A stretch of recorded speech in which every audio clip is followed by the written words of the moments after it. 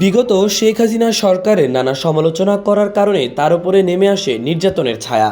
দেশের বিভিন্ন থানায় হয় একের পর এক মামলা, কারাগারে যেতে হয়েছে একাধিকবার। আদালতে মামলার হাজিরা দিতে গিয়ে শাসক গোষ্ঠীর হামলায় রক্তাক্ত হতে হয় তাকে, বন্ধ করে দেওয়া হয় তার প্রতিষ্ঠান। কিন্তু দমে যাননি এতটুকু, বুক ভরা সাহস নিয়ে বিদেশের মাটিতে বসে সমালোচনা করে গেছেন শেখ হাসিনা ও তার পরিবারের সদস্যদের বিভিন্ন অনিয়ম দুর্নীতির। বলা হচ্ছে আমার দেশের মজলুম সম্পাদক মাহমুদুর রহমানের কথা। দেশে ফিরেছেন তিনি। শুক্রবার সকালে একটি ফ্লাইটে তিনি তুরস্ক থেকে দেশে ফিরেন মাহমুদুর রহমান। ঢাকায় বিমানবন্দরে পৌঁছানোর পর মাহমুদুর রহমানকে গণসংবর্ধনা দেওয়া হয়। শেখ হাসিনার আমলে গত দশকে মাহমুদুর রহমানের বিরুদ্ধে সারা দেশে ১২৪টি মামলা করা হয়েছিল। ২০১০ সালে জুনে প্রথম দফায় আমার দেশ বন্ধ ও সম্পাদক মাহমুদুর রহমানকে আটক করা হয়। দ্বিতীয় দফায় ২০১৩ সালে ১১ এপ্রিল আবারও দ্বিতীয় দফায় আমার দেশ বন্ধ করে মাহমুদুর রহমানকে ধরে নিয়ে যায় পুলিশ। এরপর দিনের পর দিন রিমান্ডে নিয়ে চালানো হয় নির্যাতন।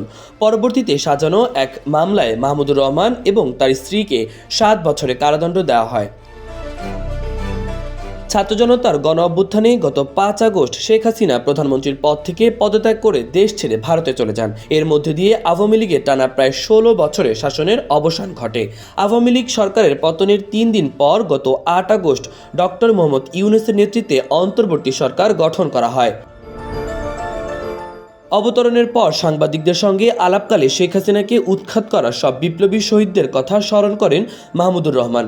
তিনি বলেন, আমাদের বিপ্লবী আইকন আবু সাইদ সহ সকল শহীদ আমাদের জন্য অনুপ্রেরণা, আমরা তাদেরকে কখনোই ভুলব না। মাহমুদুর রহমান বলেন, এই ছাত্র জনতার গণ অভ্যুত্থানে ভারতের দালাল শেখ হাসিনার পতন হয়েছে, যার ফলে ৬ বছর নির্বাসনে থাকার পর আমি মাতৃভূমিতে ফিরতে পেরেছি। আমাকে উদ্ভট ও মিথ্যা মামলায় ৭ বছরের সাজা দেওয়া হয়েছিল বলে অভিযোগ করেন তিনি। মাহমুদুর রহমানের হঠাৎ দেশে ফেরার কারণ তার মা গুরুতর অসুস্থ। বিষয়টি উল্লেখ করে তিনি বলেন, আমার মা গুরুতর অসুস্থ, তাই তাকে দেখতেই দ্রুত চলে আসা। ২ দিন মায়ের সাথে থাকতে চাই। রোববার আমি আদালতে যাব। আমার নামে অ্যারেস্ট ওয়ারেন্ট আছে। এমনও হতে পারে আমাকে জেলে যেতে হতে পারে। আপনারা বিচলিত হবেন না, আমি আইনিভাবে সব কিছুর মোকাবেলা করব।